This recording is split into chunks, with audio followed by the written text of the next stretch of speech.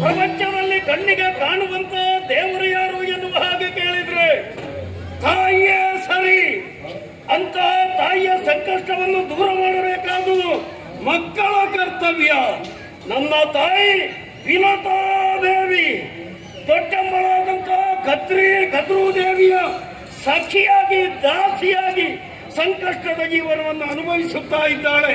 ಸರಿಯಲ್ಲ, ಏನು ಮಾಡೋಣ?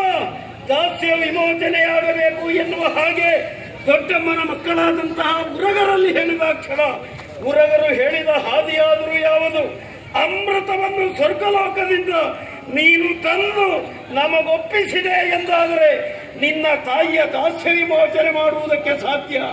ಒಪ್ಪಿದೆ, ನೇರವಾಗಿ ತಾಯಿಯ ಸನಿಹಕ್ಕೆ ಹೋದೆ, ಈ ವಿಚಾರವನ್ನು ಹೇಳಿದೆ.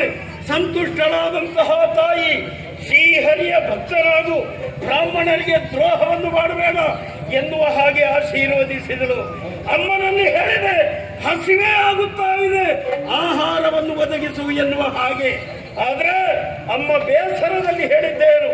ಇಲ್ಲೇನು ಆಹಾರ ಇಲ್ಲ, ನಿನ್ನ ಆಹಾರವನ್ನು ನೀನೇ ಕಂಡುಕೋ.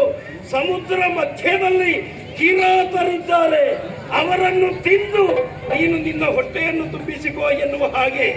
ಆದರೆ ಎಚ್ಚರಿಕೆ ಮಾತೊಂದನ್ನು ಹೇಳಿದ್ದಾರೆ, ಕಿರಾತರ ಮಧ್ಯೆ ಕೆಲವು ಬ್ರಾಹ್ಮಣರಿದ್ದಾರೆ, ಅವರನ್ನು ಮಾತ್ರ ಜಾಗೃತೆಯಿಂದ ನೋಡಿಕೋ. ಅಮ್ಮ, ಕಿರಾತರನ್ನು ಭುಂಜಿಸುವ ಸಂದರ್ಭದಲ್ಲಿ ಬ್ರಾಹ್ಮಣರನ್ನು ನಾನು ನುಂಗಿದೆ ಎಂದಾದರೆ ಏನು ಮಾಡೋಣ? ಬ್ರಾಹ್ಮಣರನ್ನು ನಿನಗೆ ನುಂಗುವುದಕ್ಕೆ ಸಾಧ್ಯವಿಲ್ಲ, ನುಂಗುವುದಕ್ಕೆ ಖಂಡಿತ ಸಾಧ್ಯ ಇಲ್ಲ. ನಿನ್ನ ಗಂಟಲಿಗೆ ಸಿಲುಕಿಕೊಳ್ಳುವುದಕ್ಕೆ ಸಾಧ್ಯ, ಅಗ್ನಿಯೋಪಾದಿಯಲ್ಲಿ ನಿನ್ನನ್ನು ಬಾಧಿಸುವುದಕ್ಕೆ ಸಾಧ್ಯ ಎನ್ನುವ ಹಾಗೆ ಎಚ್ಚರಿಕೆಯ ಮಾತನ್ನು ಹೇಳಿದರು. ಆ ಕಾರಣದಿಂದಲೇ ನಮ್ಮ ಬಲಿಷ್ಠವಾದ ಪಾದವನ್ನು ನೆಲಕ್ಕೆ ಊರಿ ಹಾರಿದ ರಭಸಕ್ಕೆ ಇಡೀ ಭೂಲೋಕವೇ ಗಡಗಡ ನಡುಗುತ್ತಾ ಇದೆ, ಸಮುದ್ರವೇ ಅಲ್ಲೋಲ ಕಲ್ಲೋಲವಾಗುತ್ತಾ ಇದೆ. ಅದೇ ರೀತಿಯಾಗಿ ಸಮುದ್ರ ಮಧ್ಯೆ ಸೇರಿದ್ದೇವೆ, ಕಿರಾತ ವರ್ಗವನ್ನು ತಿನ್ನುತ್ತಾ ಮುಂದುವರಿತೇವೆ.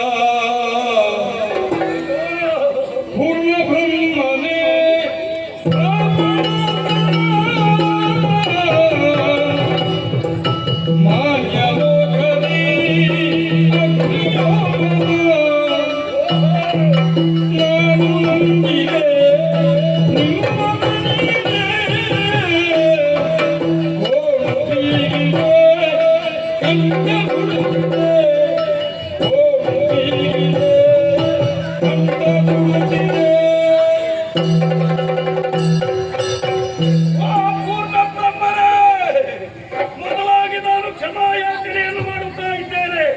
ನನ್ನ ಅಮ್ಮ ನನಗೆ ಎಚ್ಚರಿಕೆ ಮಾತನ್ನು ಹೇಳಿದವರೆಂದರು, ಬ್ರಾಹ್ಮಣರನ್ನು ತಿನ್ನಬೇಡ ಎನ್ನುವ ಹಾಗೆ ನನಗೆ ಅರ್ಥೈಸಿಕೊಳ್ಳುವುದಕ್ಕೆ ಸಾಧ್ಯವಾಗದೆ ನಿಮ್ಮನ್ನು ನಾನು ನುಂಗಿದೆ.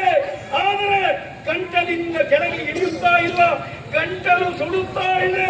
ಬ್ರಾಹ್ಮಣರ ಇನ್ನು ಮುಂದೆ ನಿಮಗೆ ಉಪದ್ರವಾಡುವುದಿಲ್ಲ. ಒಮ್ಮೆ ಹೊರಗೆ ಬನ್ನಿ, ಒಮ್ಮೆ ಹೊರಗೆ ಬನ್ನಿ.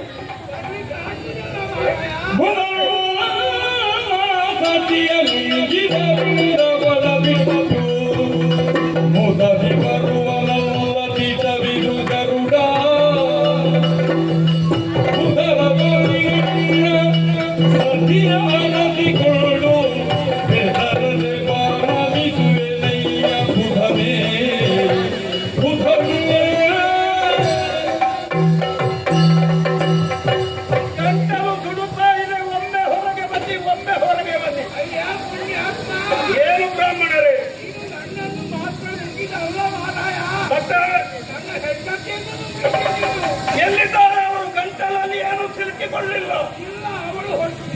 ಒಳಗೆ ಹೋಗಿ ಆಗಿದೆ.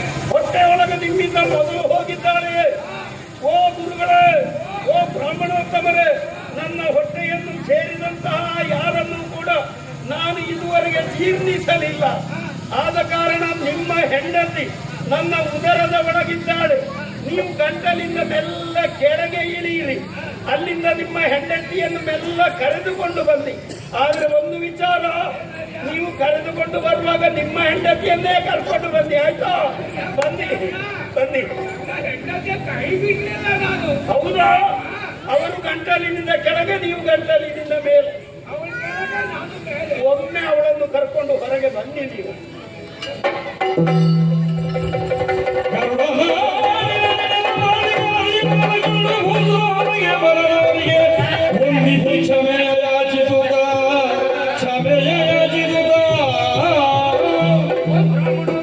ಒಂದು ನುಂಗುವಾಗ ನೋಡ್ಲಿಕ್ಕಿಲ್ಲ ಮಾರಾಯ.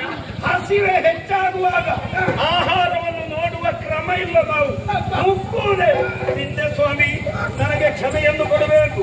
ಆದ್ರೆ ಒಂದು ಸಂಶಯ ನನಗೆ. ಒಂದು ಅಮ್ಮ ಹೇಳಿದಂತಹ ಮಾತು, ಬ್ರಾಹ್ಮಣರನ್ನು ನೀನು ತಿಂದೆ ಎಂದಾದ್ರೆ ಅಗ್ನಿಯೋಪಾದಿಯಲ್ಲಿ ಗಂಟಲಲ್ಲಿ ಸಿಲುಕಿಕೊಳ್ಳುವುದಕ್ಕೆ ಸಾಧ್ಯ. ನೀವು ಸಿಲುಕಿಕೊಂಡಿರಿ, ನಿಮ್ಮ ಹೆಂಡತಿ ಗಂಟಲಲ್ಲಿ ಸಿಲುಕದೆ ಹೊಟ್ಟೆ ಒಳಗೆ ಹೋದ್ರಲ್ವ? ಹೌದು. ಹಾಗಿದ್ರೆ ನಿಮ್ಮ ಹೆಂಡತಿ ಬ್ರಾಹ್ಮಣತಿ ಅಲ್ವಾ? ಬೇರೆ ಜಾತಿಯ? ಪುಣ್ಯಾತ್ಮ, ಶುದ್ಧ ಬ್ರಾಹ್ಮಣಕ್ಕೆ ಆಯ್ತಾ? ಹೌದು. ಹಾಗಿದ್ರೆ ಒಳಗೆ ಹೋಗತ್ತೆ ಹೇಗೆ? ಹೇಗಿದೆ ಅದು? ತುಂಬಾ ಗಡಿಬಿಡಿಯಲ್ಲಿ ಸ್ವಲ್ಪ ರಭಸಕ್ಕೆ ಒಳಗೆ ಇಳಿದು ಬಿಟ್ಟೈತೆ, ಕೈ ಬಿಟ್ಟಿಲ್ಲ. ಸರಿ, ಏನಾದ್ರೂ ಬೇಸರ ಇದ್ರೆ ಕ್ಷಮಿಸಬೇಕು. ಪುಣ್ಯಾತ್ಮ, ನೀನು ಬಂದದ್ದು ಬಹಳ ಒಳ್ಳೆದಾಯ್ತು ಪುಣ್ಯಾತ್ಮ. ಯಾಕೆ? ಅವರೆಲ್ಲ ನೀನು ನುಂಗಿದ್ಯಲ್ಲ, ಎಲ್ಲ ದುಷ್ಟರು.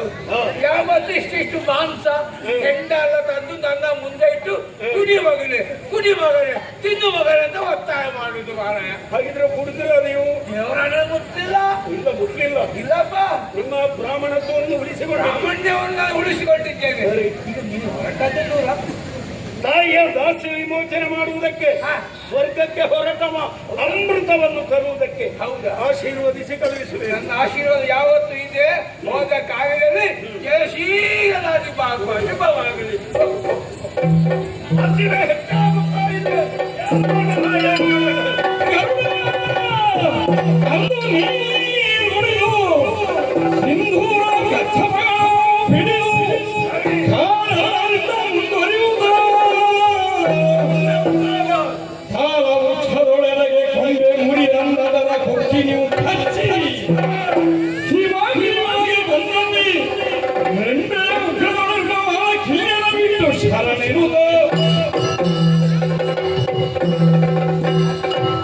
ಹಸಿವೆ ಸಹಿಸುವುದು ಸಾಧ್ಯವಾಗಲಿಲ್ಲ.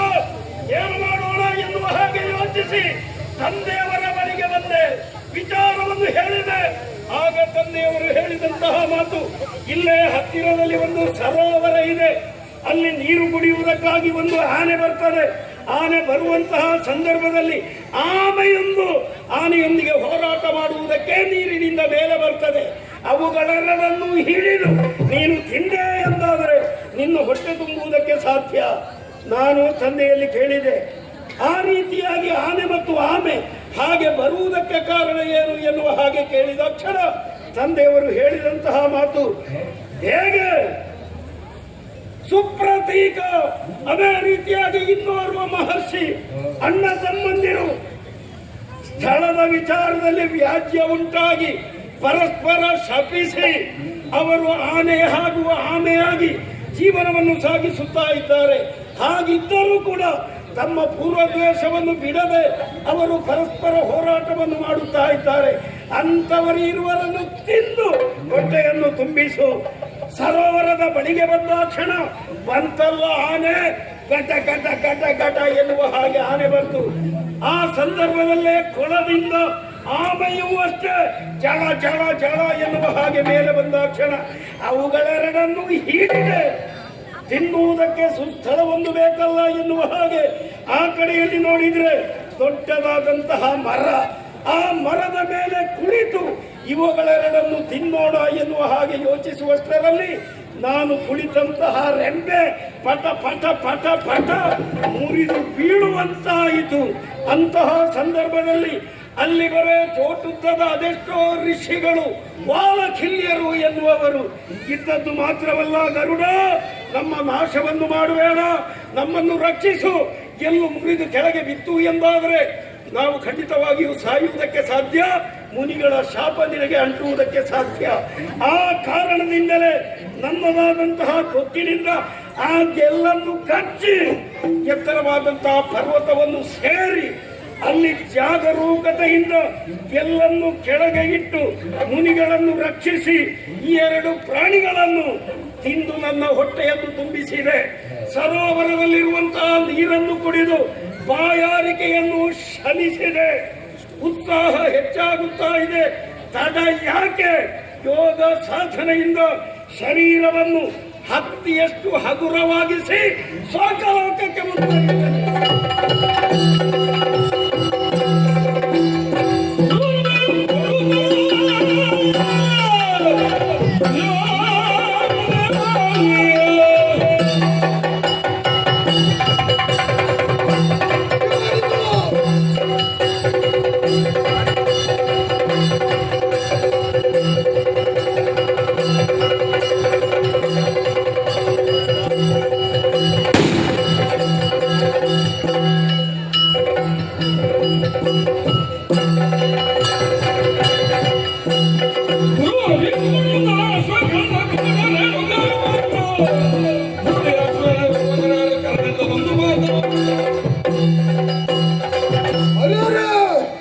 ಏನೇ ಬರೀ ಅಪಶಕುನಗಳು ಕಾಡುತ್ತಾ ಉಂಟು. ಇಂಥ ಅಪಶಕುನಗಳು ಇಷ್ಟರವರೆಗೆ ಕಂಡವನು ನಾನಲ್ಲ.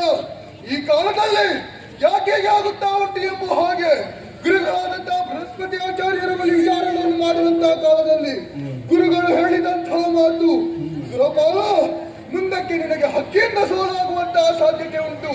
ಆದುದರಿಂದ ವಿಧತೆಯ ಮಗನಾದಂತಹ ಗರುಡನು ಅಮೃತ ಪಾರಣವನ್ನು ಮಾಡುವುದಕ್ಕೆ ಬೇಕಾಗಿ ಸ್ವರ್ಗವನ್ನು ಸೇರಿದವನಿದ್ದಾನೆ. ಆದುದರಿಂದ ಸ್ವರ್ಗದಲ್ಲಿರುವಂತಹ ಅಮೃತದ ರಕ್ಷಣೆ ನಿನ್ನ ಹೊಣೆಗಾರಿಕೆ ಎಂಬ ಹಾಗೆ ಈ ವಿಚಾರದಲ್ಲಿ ಮಂಡನೆಯನ್ನು ಮಾಡುವುದಕ್ಕೆ ಬೇಕಾಗಿ ನಮ್ಮವರಾದಂತಹ ಬಾಣಕರೆಯರುಕರನ್ನು ತಡೆಯಬೇಕು. ಎಲ್ಲಿ ಬಾಣಕರೆಯರುಕರು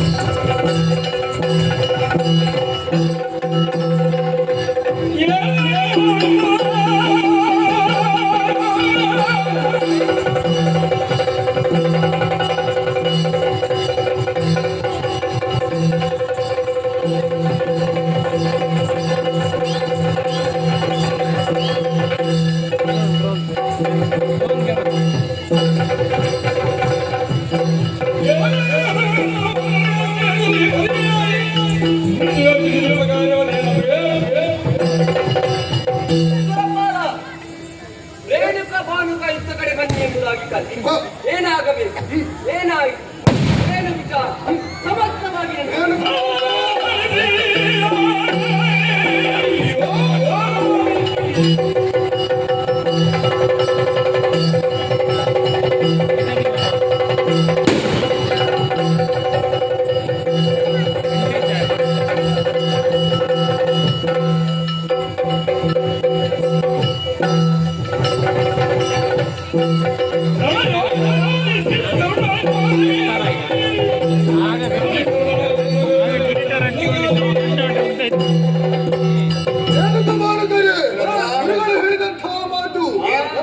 ನಮ್ಮ ಸ್ವರ್ಗಲೋಕದಲ್ಲಿರುವಂತಹ ಅಮೃತವನ್ನು ಅಪಹರಿಸುವುದಕ್ಕೆ ಬೇಕಾಗಿ ಗರುಡನು ಬಂದು ನಿಂತಿದ್ದಾನೆ.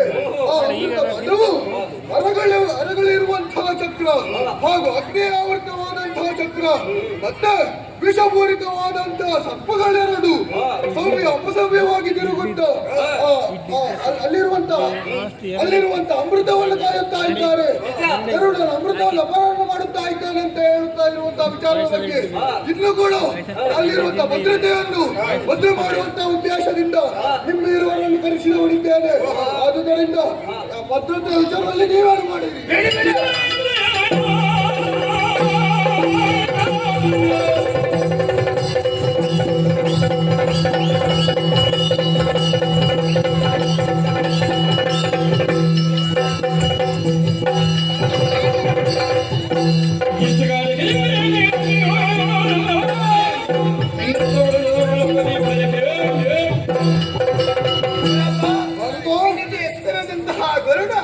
ಅಪಹರಣ ಮಾಡೋದಕ್ಕೆ ಬಂದಿದ್ದಾರೆ. ಹೌದು, ಬೇಡಿ ಅಪ್ಪಣೆಯನ್ನು ಕೊಡಿ.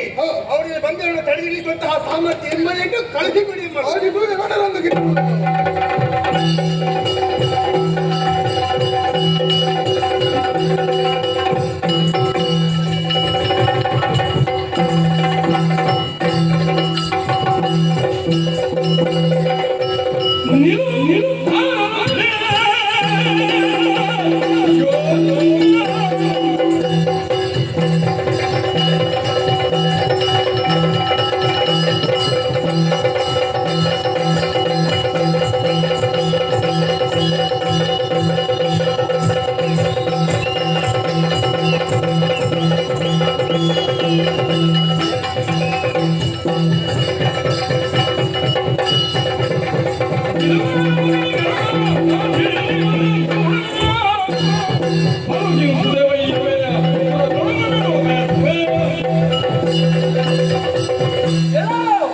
ಅಮೃತವನ್ನು ಅಪಹರಿಸುವುದಕ್ಕಾಗಿ ಬಂದಿದ್ದೀಯ.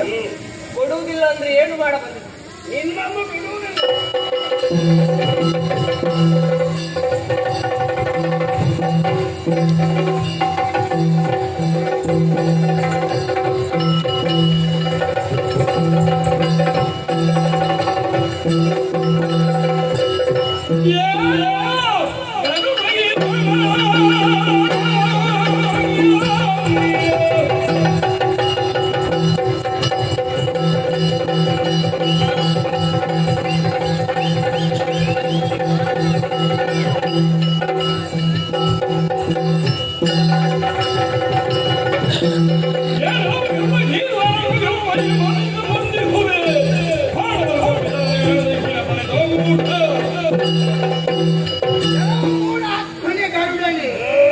ಏನು ಅಮೃತವನ್ನು ಅಪಹರಿಸುವುದಕ್ಕೆ ಬಂದೆಯ ಪಾಪಿ?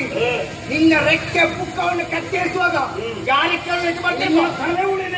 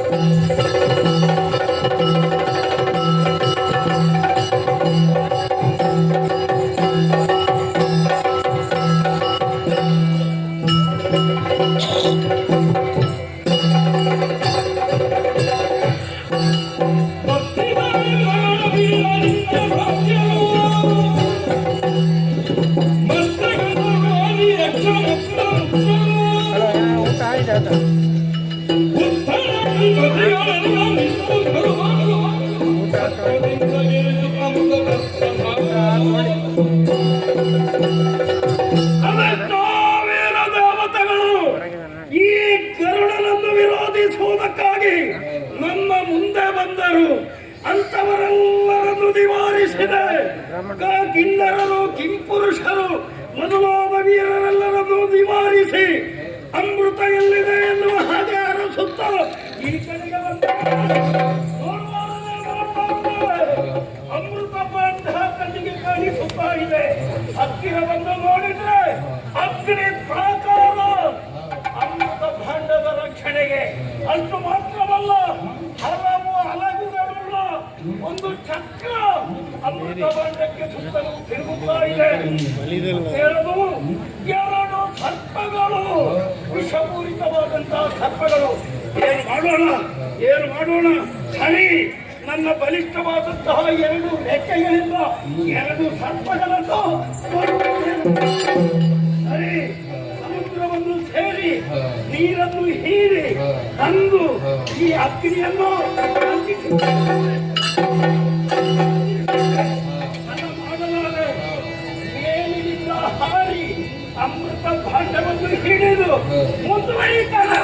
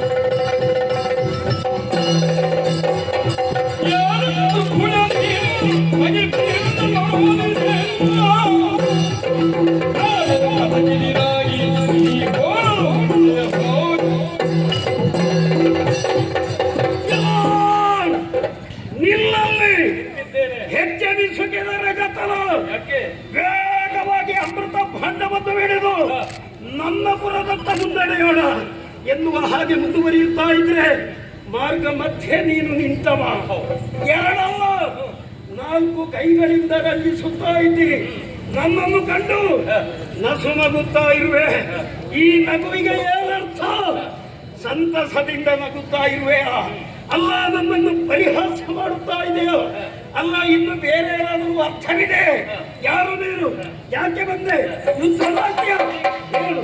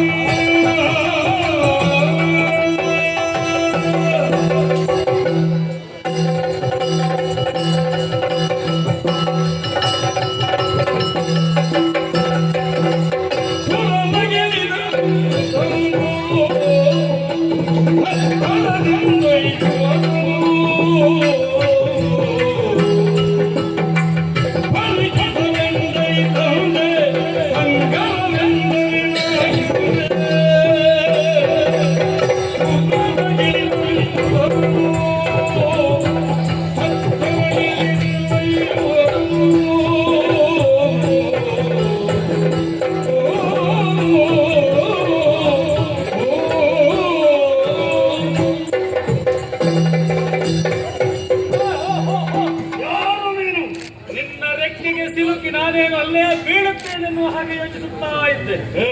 ನನ್ನಲ್ಲಿರುವ 4 ಭುಜವನ್ನು ಕಂಡು ನೀ ತಡೆದು ನಿಲ್ಲಿಸಿದ್ದು ನನಗೆ ಅರ್ಥ ಆಯ್ತು.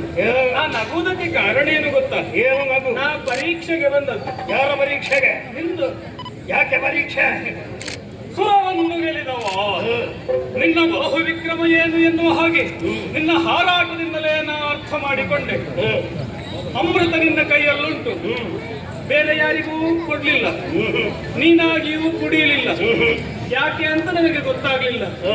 ಇನ್ನೊಂದಷ್ಟು ಮಂದಿಯನ್ನು ಸೇರಿಸಿ ಕುಡಿಯುವಂತಹ ಯೋಚನೆಯ ನೀನೂ ಕುಡಿಯದೆ ಇತರರಿಗೂ ಕೊಡದೆ ಇದನ್ನು ಒಯ್ಯುತ್ತಾ ಇರುವಂತಹ ಪರಿಯನ್ನು ನಾ ಗಮನಿಸಿದ್ದೆ. ನಮಗೆ ಕುಡಿಯುವುದರಲ್ಲಿ ಆಸಕ್ತಿ ಅಲ್ಲ, ಮತ್ತೆ ನಮಗೆ ಇನ್ನೊಬ್ಬರಿಗೆ ಕುಡಿಸುವುದರಲ್ಲಿ ಆಸಕ್ತಿ. ಆ ಚಂದ ನೋಡುವುದಿಲ್ಲ.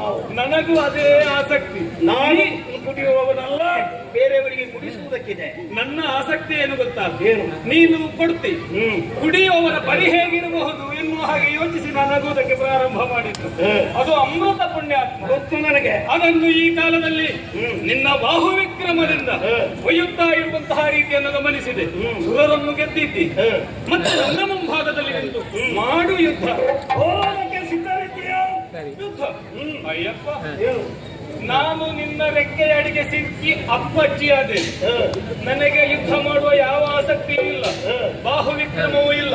ಯುದ್ಧ ಅಂತ ಹೇಳಿದ್ರೆ ನಾನು ಹಿಂದೆ ಹಾಗೆ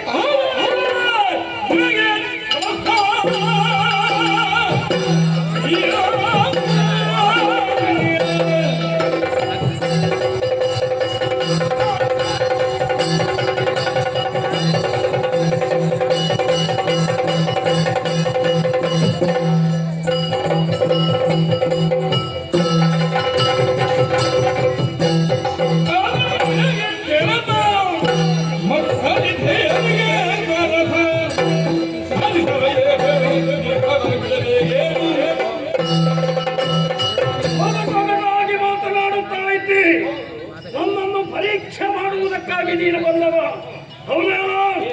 ನಮ್ಮ ಪರೀಕ್ಷೆಯನ್ನು ಮಾಡಬೇಕಾದಂತಹ ಅವಶ್ಯಕತೆಯಾದರೂ ಏನು? ಈತನಲ್ಲಿ ಎಷ್ಟು ಸಾಮರ್ಥ್ಯ ಇದೆ ಎನ್ನುವ ಹಾಗೆ ನೋಡಿ ಅದಕ್ಕೆ ಬೇಕಾದಂತಹ ಪ್ರತಿರೋಧವನ್ನು ಒಟ್ಟೋಣ ಎನ್ನುವಂತಹ ಉದ್ದೇಶವಾಗಿರಬಹುದು. ಒಂದು ಮಾತು ನಿನ್ನಲ್ಲಿ ಕೇಳ್ತೇನೆ. ಆ ದೇವತೆಗಳ ಪಕ್ಷವನ್ನು ವಹಿಸಿ ದೇವತೆಗಳಿಗೆ ಸಹಕಾರಿಯಾಗಿ ವ್ಯವಹರಿಸೋಣ ಎನ್ನುವ ಉದ್ದೇಶದಿಂದ ನನ್ನ ಮುಂದೆ ಬಂದೆ ಎಂದಾದ್ರೆ ಬಿಡಲಾರೆ. ನೀನು ಯುದ್ಧಕ್ಕೆ ಬಂದ್ರೆ ನಿನ್ನನ್ನು ನೋಡಿಕೊಂಡೆ. ಯಾರು?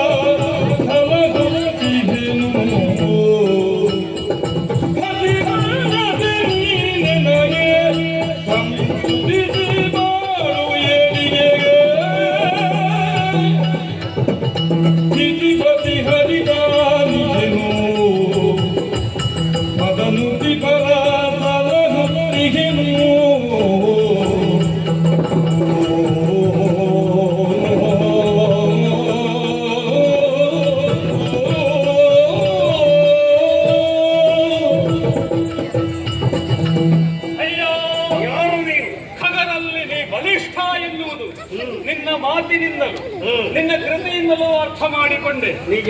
ಪರೀಕ್ಷೆಗಿಳಿದಿದ್ದೇನೆ ಎನ್ನುವಾಗ ನೀ ಆಲೋಚಿಸಬೇಕು.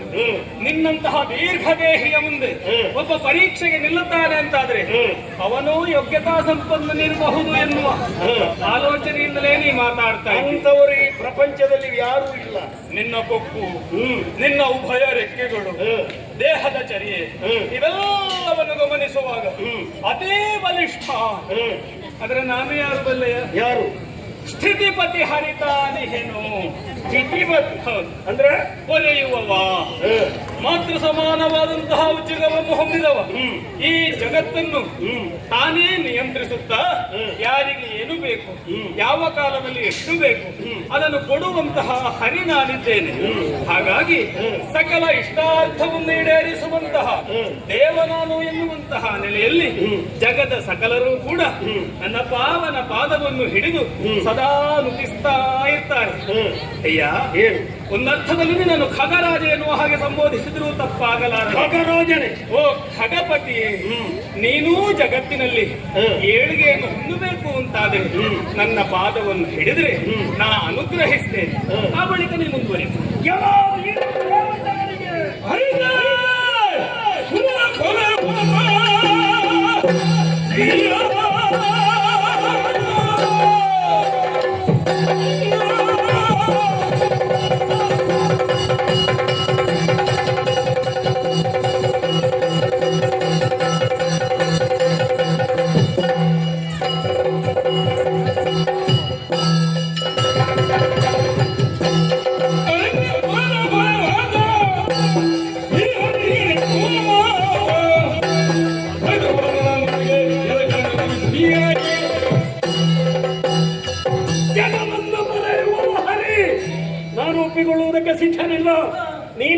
ಹೌದು.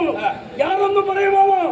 ಕೇವಲ ದೇವತೆಗಳನ್ನು ಬರೆಯುವವ, ದೇವತೆಗಳ ಸಂಕಷ್ಟವನ್ನು ದೂರ ಮಾಡುವವ ಹರಿ.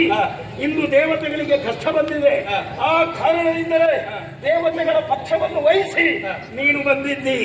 ಹೇಳಿದೆ ಅಲ್ಲ, ನಿನ್ನನ್ನು ನಾನು ರಕ್ಷಿಸುವುದಕ್ಕೆ ಸಿದ್ಧನಿದ್ದೇನೆ. ನಮಗಂತಹ ಜೀವನ ಬೇಡ. ಇನ್ನೊಬ್ಬರಿಗೆ ಶರಣಾಗತನಾಗಿ ಬದುಕುವಂತಹ ಬದುಕು ಈ ಗರುಡನದ್ದಲ್ಲ. ವಿನಾದೈತ್ಯೇನ ಜೀವನಂ. ಆ ರೀತಿಯಾಗಿ ಜೀವನವನ್ನು ಸಾಗಿಸುವುದಕ್ಕೆ ನಾವು ಸಿದ್ಧರು. ನಿನಗೆ ಶರಣಾಗತನಾಗುವವನಲ್ಲ. ಎಲ್ಲಿಯಾದರೂ ನೀನು ಶರಣಾಗತನಾಗುತ್ತಿ ಎಂದಾದರೆ ನಿನಗೆ ಅನುಗ್ರಹವನ್ನು ನಾನು ನೀಡ್ತೇನೆ. ಅಯ್ಯ, ಏನು ದೇವತೆಗಳು ಅಂತ ಹೇಳಿದ್ರೆ ಸುಮನಸರು, ಹೂವಿನಂತಹ ಮನಸ್ಸುಳ್ಳವರು. ಪ್ರಪಂಚದ ಎಲ್ಲೆಡೆಯಲ್ಲಿಯೂ ಹೂವಿನಂತಹ ಮನಸ್ಸುಳ್ಳವರಿಗೆ ಅನುಗ್ರಹ ಬೀರುವವ ನಾನು ಕಮಲನಾಭನಿದ್ದೇನೆ.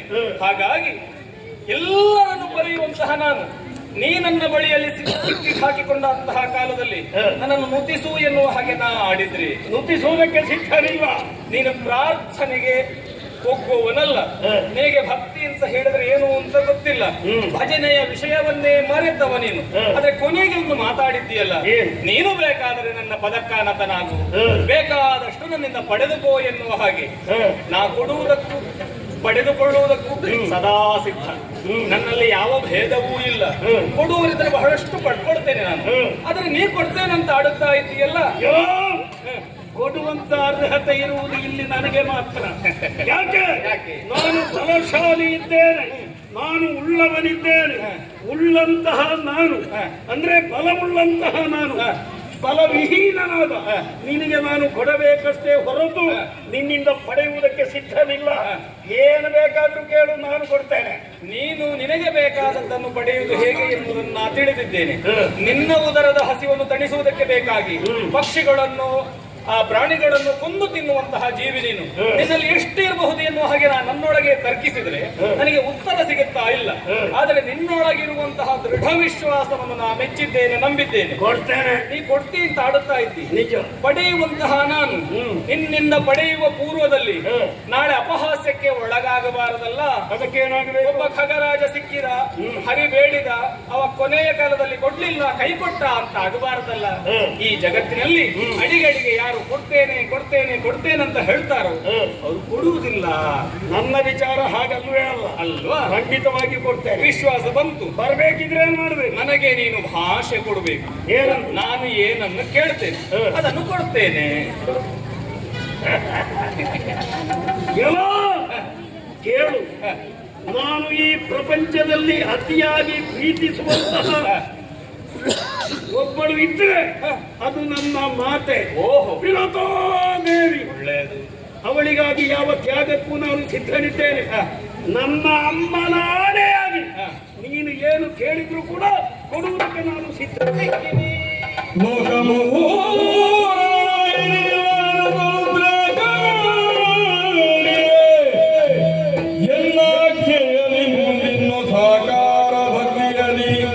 ಸೇವಿಸುತ್ತ ವಾಹನಕ್ಕೆ ನೆರವಾಗಿ ಬಾಳುವುದೆಂದಾಗ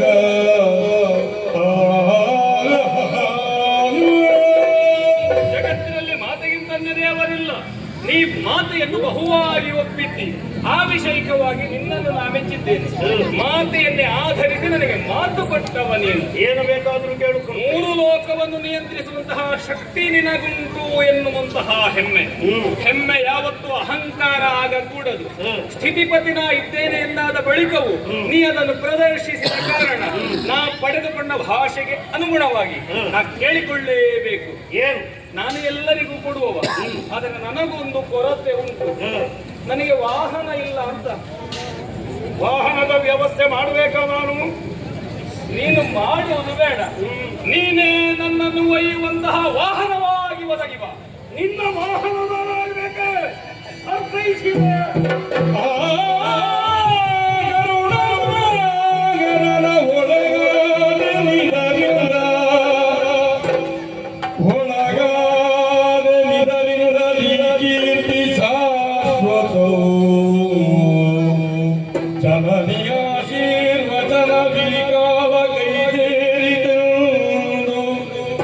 ಪಾದಕ್ಕೆ ನಮಿಸಿ ನುತಿಸಿದವು ಶ್ರೀಧರದಿ ಕರುಣದಿ ಮುಕುತಿದಾಯಕ ಕರುಣದಿ ಮುಕುತಿದಾಯಕ ಲಕ್ಷ್ಮೀ ನಿವಾಸ ಸರ್ವೋಕರಣ ಲೋಕದಾಯಕ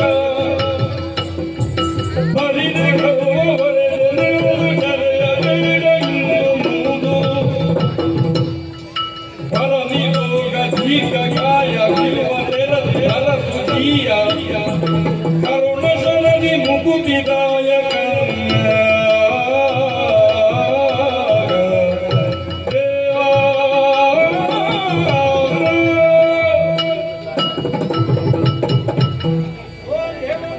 ಖಗರಾಜ, ಮೊದಲಾಗಿ ಕ್ಷಮಾಯಾಚನೆಯನ್ನು ಮಾಡುತ್ತಾ ಇದ್ದೇನೆ. ನೀನಾರು, ನಿನ್ನ ಯೋಗ್ಯತೆ ಏನು, ಪ್ರಪಂಚದಲ್ಲಿ ನಿನ್ನ ಸ್ಥಾನಮಾನ ಏನು, ಪ್ರಪಂಚವೇ ನೀನು ಎನ್ನುವಂತಹ ಸತ್ಯವನ್ನು ಈ ಸಂದರ್ಭದಲ್ಲಿ ನಾನು ಮನಗಂಡವನಿದ್ದೇನೆ. ಓ ದೇವೋತ್ತಮ, ಅಮೃತವನ್ನು ಪಡೆದಂತಹ ಆ ಸಂದರ್ಭದಲ್ಲಿ ಅಹಂಕಾರ ಮೇರೆ ಮೀರಿತು. ನನ್ನಂತಹ ಬಲಾಢ್ಯರು ಈ ಪ್ರಪಂಚದಲ್ಲಿ ಯಾರೂ ಇಲ್ಲ ಎನ್ನುವಂತಹ ಅಹಂಕಾರದಿಂದ ನಾನು ಮುಂದುವರಿಯುತ್ತಾ ಇರುವ ಸಂದರ್ಭದಲ್ಲಿ ನೀನು ಕಾಣ ಸಿಕ್ಕಿದೆ. ನಿನ್ನನ್ನು ಅವಾಚ್ಯ ಶಬ್ದಗಳಿಂದ ಕೈದೇ ಬಂಧಿಸುವಂತಹ ಪ್ರಯತ್ನವನ್ನು ಮಾಡಿದೆ. ಹಾಗಿದ್ರೆ ನೀನು ಬಂದು ನನ್ನನ್ನು ಪರೀಕ್ಷಿಸಿದ್ದು ಯಾಕೆ ಎನ್ನುವ ಹಾಗೆ ನನಗೆ ಈಗ ವೇದ್ಯವಾಗುತ್ತಾ ಇದೆ. ಗರುಡನಾಮವ ಈ ರೀತಿಯಾಗಿ ಅಹಂಕಾರಿಯಾಗಿ ಮೇರೆದರೆ ನಾಳೆಯ ದಿನ ಪ್ರಪಂಚದ ಪರಿಸ್ಥಿತಿ ಏನಾದೀತು ಎನ್ನುವಂತಹ ಭಯದಿಂದ ನನ್ನನ್ನು ಸರಿದಾರಿಗೆ ತರುವರೆ ಈ ರೀತಿಯಾಗಿ ನೀನು ಪ್ರಯತ್ನಿಸಿದೆ. ಪ್ರಭು, ನನ್ನ ಅಮ್ಮನ ಆಶೆ ಅದುವೇ ಆಗಿತ್ತು. ನಾನು ಹೊರಡುವಂತಹ ಸಂದರ್ಭದಲ್ಲಿ ಶ್ರೀಹರಿಯ ಭಕ್ತನಾಗು ಎನ್ನುವ ಹಾಗೆ ಹೇಳಿದ್ದರು. ಆದರೆ ನಾನೇ ಶ್ರೀಹರಿ ಎನ್ನುವ ಹಾಗೆ ನೀವು ಹೇಳಿದರೂ ಕೂಡ ಅದು ನನಗೆ ಅರ್ಥವೇ ಆಗಲಿಲ್ಲ. ಆದ ಕಾರಣದಿಂದಾಗಿ ಪ್ರಾರ್ಥನೆ ಇಷ್ಟೇ, ಮಾಡಿದಂತಹ ಅಪರಾಧಗಳಿಗೆ ಕ್ಷಮೆಯನ್ನು ನೀಡುವುದರೊಂದಿಗೆ ನನ್ನವನ್ನು ಕೇಳಿ ಏನಪ್ಪ ನಿನ್ನ ದಾಸನಾಗಿ ಸದಾ ನಿನ್ನ ಸೇವೆಯನ್ನು ಮಾಡುವುದಕ್ಕೆ ನಾನು ಸಿದ್ಧನಿದ್ದೇನೆ. ಹಾಗೆಂದು ನಾನು ಸ್ವರ್ಗಲೋಕಕ್ಕೆ ಬಂದಿರುವುದಾದರೂ ಯಾಕೆ? ನನ್ನ ಅಮ್ಮನ ದಾಸ್ಯವನ್ನು ವಿಮೋಚನೆ ಮಾಡುವುದಕ್ಕೆ. ಅದಕ್ಕಾಗಿ ಅಮೃತ ಭಾಂಡವನ್ನು ನಾನು ಹಿಡಿದವರಿದ್ದೇನೆ. ಹೋಗಿ ನನ್ನ ದೊಡ್ಡಮ್ಮನಿಗೆ ಅದನ್ನು ನಾನು ಕೊಟ್ಟೆ ಎಂದಾದರೆ ನನ್ನ ಅಮ್ಮನ ದಾಸ್ಯಾಗಿ ಮುಖವಾಗುತ್ತದೆ. ಅದಕ್ಕೊಂದು ಅವಕಾಶವನ್ನು ಕೊಟ್ಟ ಮೇಲೆ ನಿನ್ನ ಪಾದಾರವಿಂದ ವೈನತೆಯ ನಿನ್ನ ಭಕ್ತಿ ಪಾರಮ್ಯಕ್ಕೆ ನಾಮುದವಂತೆ ಅಮೃತ ಭಾಂಡವನ್ನು ಸ್ಪರ್ಶಿಸಿದ ಕ್ಷಣವೇ ಅಮೃತ ತುಲ್ಯವಾದದ್ದನ್ನೇ ಜಗತ್ತಿಗೆ ಒದಗಿಸುವಂತಹ ನನ್ನ ಸಂದರ್ಶನ ನಿನ್ನ ಬದುಕಿಗೆ ಆಯ್ತು ನೋಡು. ಹಾಗಾದರೆ ಅಮೃತೋಪಮವಾದಂತಹ ಬದುಕನ್ನು ಸಾಗಿಸುವುದಕ್ಕೆ ನಿನ್ನ ಅಮ್ಮನಿಗೂ ಒಂದು ಅವಕಾಶವನ್ನು ಮಗನಾಗಿ ನೀ ಕೊಡುತ್ತೀ ಅಂತಾದರೆ ಅದಕ್ಕಿಂತ ದೊಡ್ಡ ಭಾಗ್ಯ ಬೇಕೇ ಹೇಳು. ಹಾಗಾಗಿ ಮಾತೆಯನ್ನು ದಾಸಿ ವೃತ್ತಿಯಿಂದ ವಿಮುಕ್ತಗೊಳಿಸುವುದಕ್ಕೆ ಬೇಕಾಗಿ ಮಹದವಕಾಶವನ್ನು ಒದಗಿಸಿಕೊಟ್ಟಿದ್ದೇನೆ. ನಿನ್ನ ನಿರೀಕ್ಷೆಯಲ್ಲಿದ್ದೇನಪ್ಪ.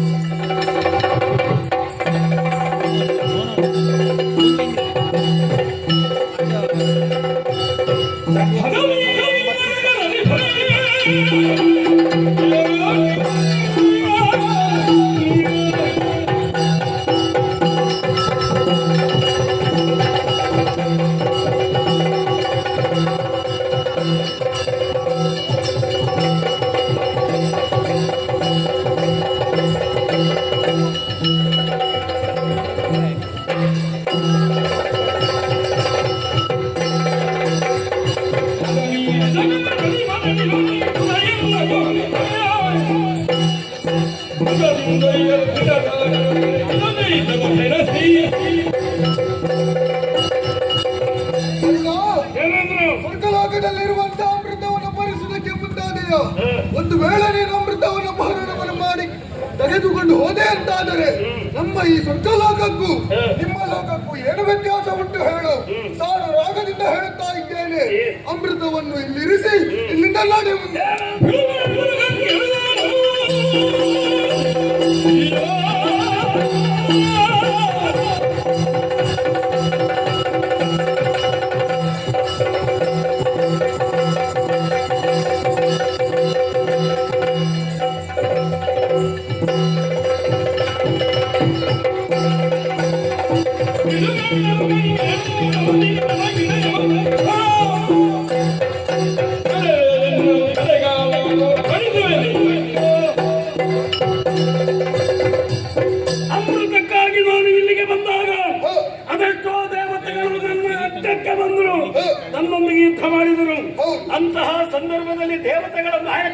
ಧರಿಸಿದಂತಹ ನೀನು ಎಲ್ಲಿ ಅಡಗಿದ್ದೆ ಅಮೃತವನ್ನು ಕೊಂಡು ಹೋಗುವುದಕ್ಕೆ ಲೋಕಾಧ್ಯಕ್ಷರಾದಂತಹ ಶ್ರೀಮನ್ನಾರಾಯಣರೇ ನನಗೆ ಸಹಕಾರಿಯಾಗಿದ್ದಾರೆ ಎಂದಾದ್ರೆ ನಿನ್ನ ಮಾತಿಗೆ ಬೆಲೆ ಇಲ್ಲ.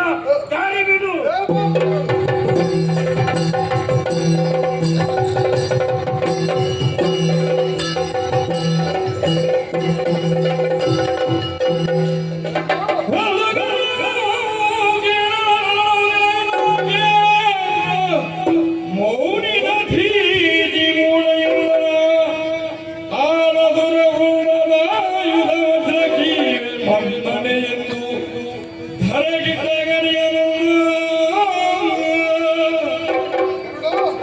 ನಮ್ಮಿಬ್ಬರ ಮಧ್ಯೆ ಯುದ್ಧ ನಿರ್ಣಯವಾಗಿ ಅದೆಷ್ಟೋ ಕಾಲಗಳು ಕಳೆದು ಹೋಗಿದೆ. ಜಯ ಅಪಜಯ ಎಂದು ಕೂಡ ನಿರ್ಣಯವಾಗಲಿಲ್ಲ. ಆದುದರಿಂದ ನನ್ನ ಕೈಯಲ್ಲಿ ಹಿಡಿದಂತ ವಜ್ರಾಯುಧದಿಂದ ನಿನ್ನನ್ನು ಘಾತಿಸುವೆನು. ವಜ್ರಾಯುಧದಿಂದ ಘಾತಿಸುವಂತಹ ಪ್ರಯತ್ನವನ್ನು ಮಾಡಿದೆ. ಏನು ಸಾಧನೆಯನ್ನು ಮಾಡಿದ ಹಾಗಾಯಿತು. ವಜ್ರಾಯುಧ ನನ್ನನ್ನು ಘಾತಿಸುವುದಕ್ಕೆ ಸಾಧ್ಯವಿಲ್ಲ. ಆದ್ರೆ ಒಂದು ವಿಚಾರ, ಆ ವಜ್ರಾಯುಧದ ಮೇಲೆ ನಮಗೆ ಖಂಡಿತವಾಗಿಯೂ ಪೂಜ್ಯ ಭಾವನೆ ಇದೆ, ಖಂಡಿತವಾಗಿಯೂ ಗೌರವ ಇದೆ. ದಧೀಚಿ ಮಹರ್ಷಿಗಳ ಬೆನ್ನೆಲುಬಿನಿಂದ ಸಿದ್ಧಗೊಳಿಸಿದಂತಹ ವಜ್ರಾಯುಧ, ಅದಕ್ಕೆ ನಾವು ಗೌರವವನ್ನು ಕೊಟ್ಟು ಇದೋ ನೋಡು ನಮ್ಮ ಶರೀರದಿಂದ ಒಂದು ಗರಿಯನ್ನು ಕಿತ್ತು ಕೆಳಗೆ ಬಿಸಾಡಿದವರಿದ್ದೇನೆ. ಏನದು ಕೇಳಿಸುತ್ತಾ ಇರುವುದು? ಪ್ರಪಂಚವೇ ನನ್ನನ್ನು ಸುಪರ್ಣ ಎನ್ನುವ ಹಾಗೆ ಕೊಂಡಾಡುತ್ತಾ ಇದೆ. ಆ ಗರಿ ಎಲ್ಲಿ ಬಿದ್ದಿದೆಯೋ ಅದುವೇ ಸೌಪರ್ಣಿಕ ಎನ್ನುವ ಹಾಗೆ ಮುನಿ ವೃಂದದವರು ಹೇಳುತ್ತಾ ಇದ್ದಾರೆ. ದೇವೇಂದ್ರ, ಯೋಚಿಸಬೇಡ, ನಿನ್ನ ಭಾವ ಏನು ಎನ್ನುವ ಹಾಗೆ ನನಗರ್ಥವಾಗಿದೆ. ಸ್ವರ್ಗಲೋಕದಲ್ಲಿರಬೇಕಾದಂತಹ ಅಮೃತ ಭೂಲೋಕವನ್ನು ಸೇರಿದ್ರೆ ನಾಳೆ ಪರಿಸ್ಥಿತಿ ಏನಾದೀತು ಯೋಚಿಸಬೇಡ. ಸದುದ್ದೇಶದಿಂದ ನಾನು ಕೊಂಡು ಹೋಗುತ್ತಾ ಇದ್ದೇನೆ. ತಾಯಿಯಾದಂತಹ ವಿಲತಾದೇವಿಯ ದಾಸ್ಯ ವಿಮುಖವಾದ ಮೇಲೆ ನಾನು ಅಮೃತ ಭಾಂಡವನ್ನು ಒಂದು ಸುಸ್ಥಳದಲ್ಲಿ ಗರ್ಭೆಯ ಮೇಲೆ ಇರಿಸುತ್ತೇನೆ. ಆ ಸಂದರ್ಭಕ್ಕೆ ಸರಿಯಾಗಿ ಬಂದು ಯಾರೂ ಕಾಣದ ರೀತಿಯಲ್ಲಿ ಪುನರಪಿ ಅದನ್ನು ದೇವಲೋಕಕ್ಕೆ ನೀನು ಕೊಂಡು ಹೋದೆ ಎಂದಾದ್ರೆ ನನ್ನ ಕಾರ್ಯವೂ ಆಗ್ತದೆ, ನಿನ್ನ ಕಾರ್ಯವೂ ಆಗ್ತದೆ. ಸರಿ ಗರುಡ, ನಮ್ಮಿರುವವರು ಜನಕನು ಓರ್ವನೇ. ನಾವಿರುವರು ಯಾಕೆ ವಿರೋಧಿಸುವುದು? ಮುಂದಕ್ಕೆ ನಾವಿರುವರು ಮಿತ್ರತ್ವವನ್ನು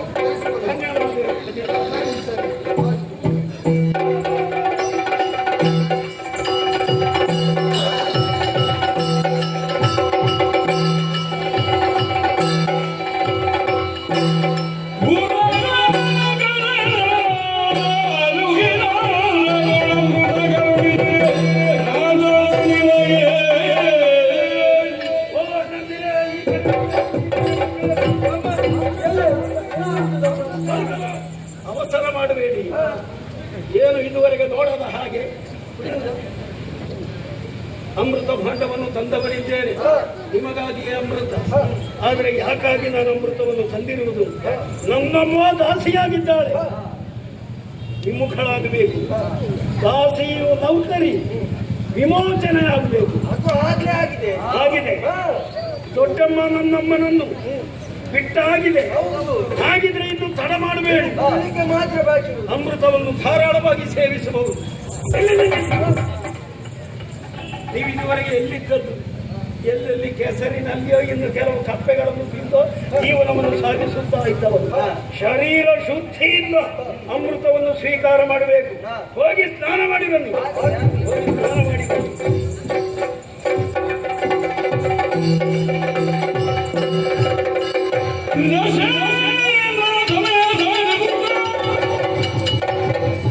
ಅಮೃತ ಕುಂಭವನ್ನು ತಗುವ ತಲದಿಂದ ಇವಾಗೆ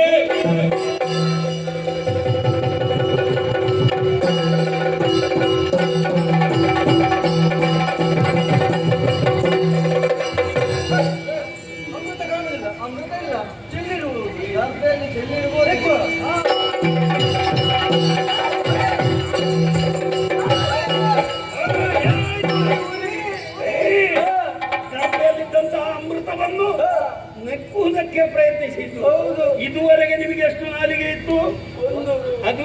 ಸರಿ ಇರ್ಲಿಲ್ಲ. ಈಗ ಏನಾಯಿತು? ಎರಡು ನಾಲಿಗೆ. ನೀವು ಹೀಗೆ ಬದುಕಬಾರದು. ಈ ಮಜಾ ಸರಿ.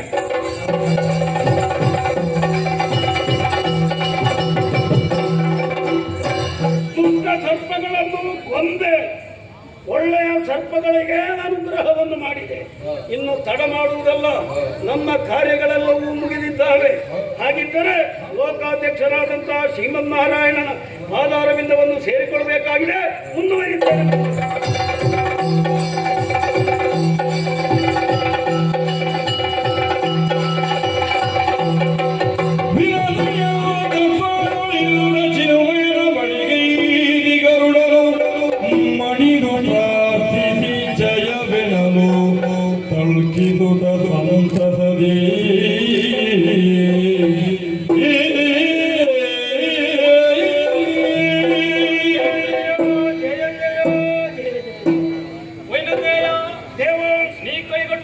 ಸತ್ಕಾರ್ಯ ಎನ್ನುವುದು ಪೂರ್ಣಗೊಂಡಲ್ಲಿಗೆ ನೀ ಮಾತೃಋಣದಿಂದಲೂ ಮುಕ್ತನಾಗಿದ್ದೀಯ. ಈ ಕಾಲದಲ್ಲಿ ನನ್ನ ಸೇವಾ ಭಾಗ್ಯ ಒದಗಿ ಬರುವಂತಹ ಸಮಯ ಸಂದರ್ಭ ಒದಗಿ ಬಂತು. ನಿನಗಿದು ಪ್ರಥಮ ಅವಕಾಶ. ನಿನ್ನ ಹೆಗಲೇರಿ ನಾಗಮಿಸುವುದಕ್ಕೆ ಅವಕಾಶವನ್ನು ಮಾಡಿಕೊಡು. ಖಂಡಿತವಾಗಿಯೂ